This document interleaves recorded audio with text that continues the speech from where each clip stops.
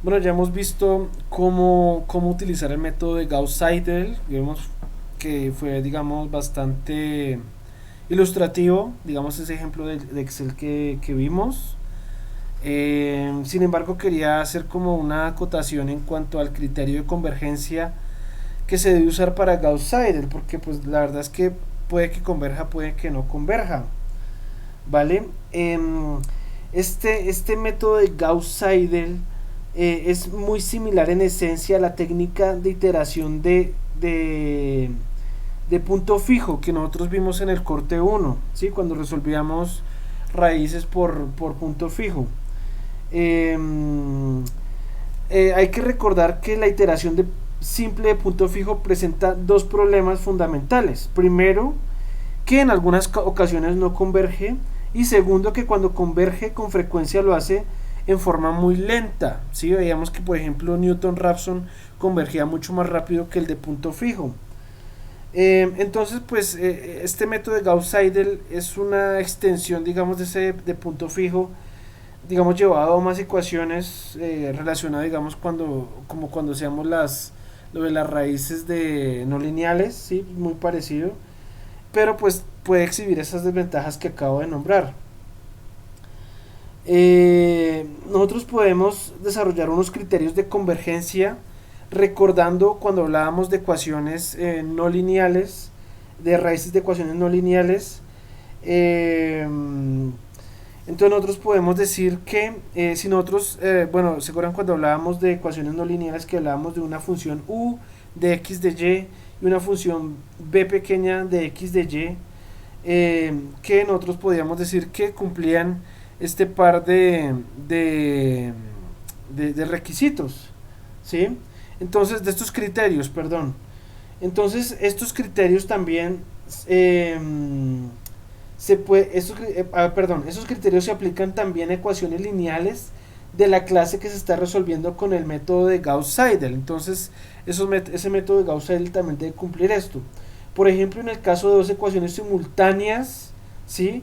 El algoritmo de Gauss-Seidel se podría expresar como una función de hecho u de x1 y x2, ¿sí? La cual está expresada en términos de unas constantes y un x2, ¿sí? Y una función b en términos de x1 y x2, la cual también está expresada por unas constantes y un x1, ¿sí? Si nosotros pensamos en las derivadas parciales de estas ecuaciones, se pueden evaluar con respecto a cada una de las incógnitas, ¿vale? De la forma de la derivada parcial de u respecto a x1 sería igual a 0, y la derivada de b respecto a x sería menos a21 sobre a22, ¿sí? Como vemos acá, está de aquí, ¿sí? Y, eh, y de todas maneras, pues, si lo evaluamos la derivada parcial respecto a x2 perdón, a x2 sería derivada parcial de u respecto a x2 sería igual a menos a12 sobre a menos a perdón, menos a12 sobre a11, y derivada parcial de b respecto a x2 sería igual a 0.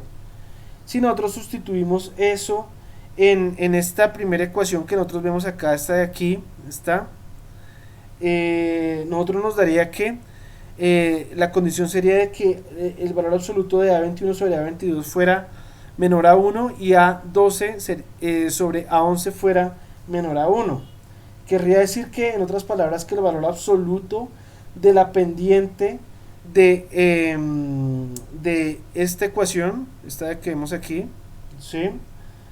Debe ser menor que la unidad para asegurar la convergencia. Entonces tendríamos que asegurar que esto se cumpla para asegurar la convergencia del método. Eh, Esto se podría mostrar gráficamente como vemos aquí, ¿sí? En esta de aquí, ya más adelante la explico.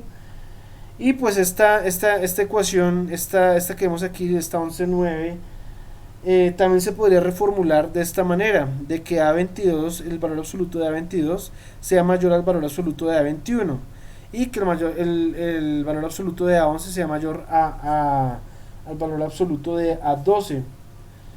Esto quiere decir que el elemento diagonal debe ser mayor que el elemento fuera de la diagonal para cada renglón, ¿sí? Y pues la generalización de esto que acabamos de decir se podría decir de esta manera, ¿sí? Digamos ya una forma, digamos, muy un poco algebraica, ¿no? Es decir que el coeficiente diagonal en cada una de las ecuaciones debe ser mayor que la suma del valor absoluto de los otros coeficientes en la ecuación, ¿vale?